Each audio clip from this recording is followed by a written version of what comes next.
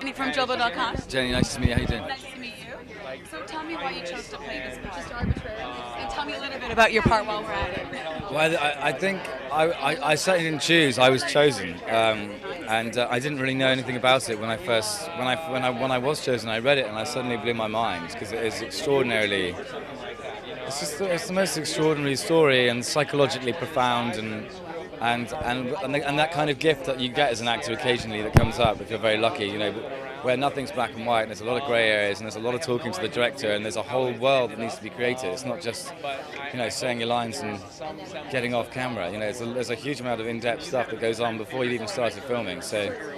And obviously we know what the fan base is like, and so there's a constant worry, but that's good because it feeds your creative, juices, I suppose, in some ways.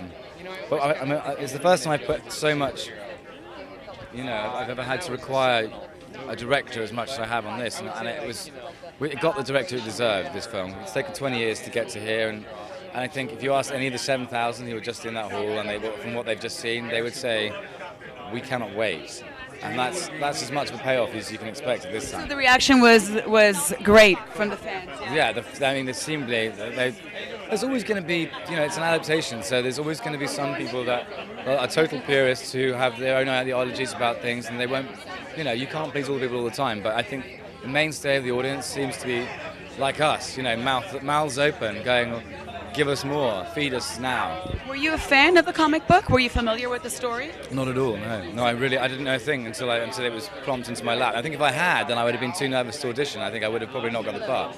Now, how close is it to the comic books, the storyline?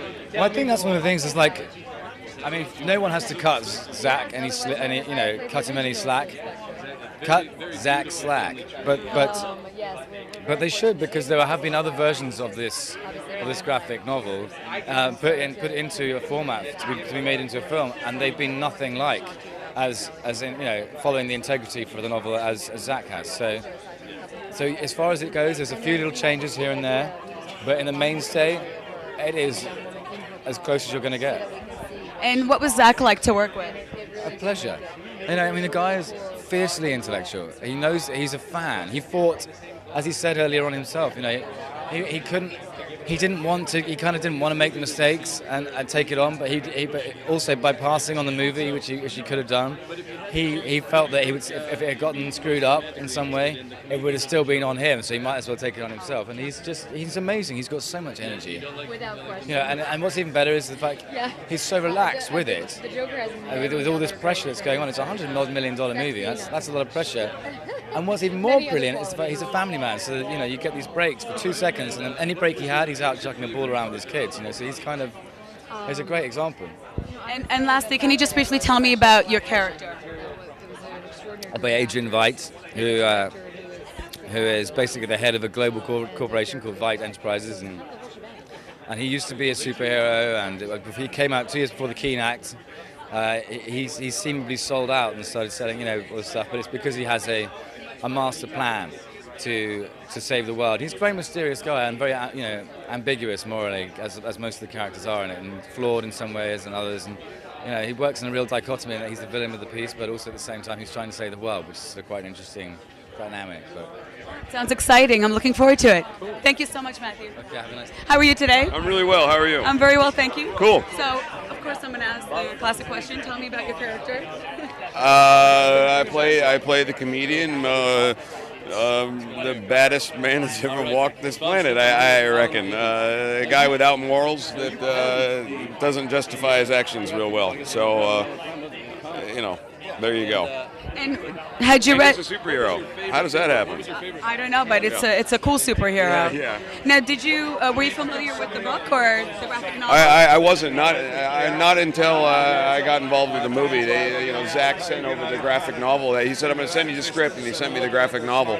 So that was my first introduction to it, and I read it and I put it down, and then I picked it up and read it again immediately. I've since read the thing 25, 30 times. It's one of the most amazing pieces of art. I mean, I just find it, you know, he's amazing, this man right here. And to make his work kind of pop off the page, pretty friggin' awesome. Yeah. How does it feel to be handpicked by Zach? Yeah, it feels great. And, you know, I'll never forget my first meeting with him after I had read the book a couple times. I went into his office and I really don't know if I got a word in edgewise. I'm not sure if I actually talked. He bounced around his office for about an hour, showing me drawings and just talking about this project.